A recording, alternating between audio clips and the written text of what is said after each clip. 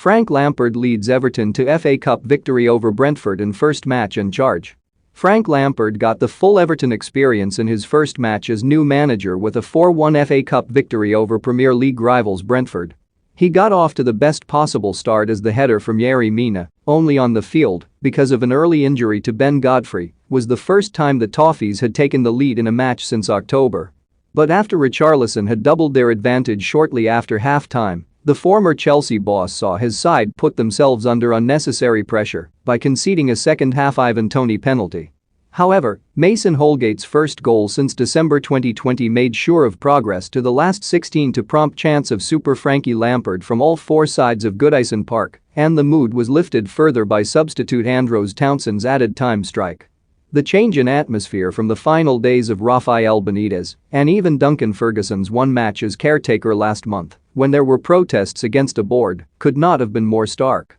Home fans even got to see two signings of genuine quality in Dele Alli and Donny van de Beek, albeit only as half-time appearances as both were cup-tied after previous outings for Tottenham and Manchester United respectively. Instead, it was one of Benitez's signings, Demarai Gray, who got the Lampard era off to a positive start against an out-of-sorts Brentford with a number of driving runs at the visitors' defense which highlighted a change of emphasis from the defense-first approach of his predecessor. Under Benitez, Everton frequently had less than 45% possession, but Lampard has tried to immediately put his stamp on the team in the 5 days he has had to prepare since being announced on Monday, with a greater emphasis on keeping the ball and passing forward. Having adopted a new 3-4-3 formation with the recalled Seamus Coleman and early January signing Vitaly Mykolenko as wing-backs, there were obvious teething problems with a number of players looking unsure in their roles. It made for a scrappy first half lit up only by Mina's header from a 31st-minute Gray corner which had Lampard leaping out of his technical area.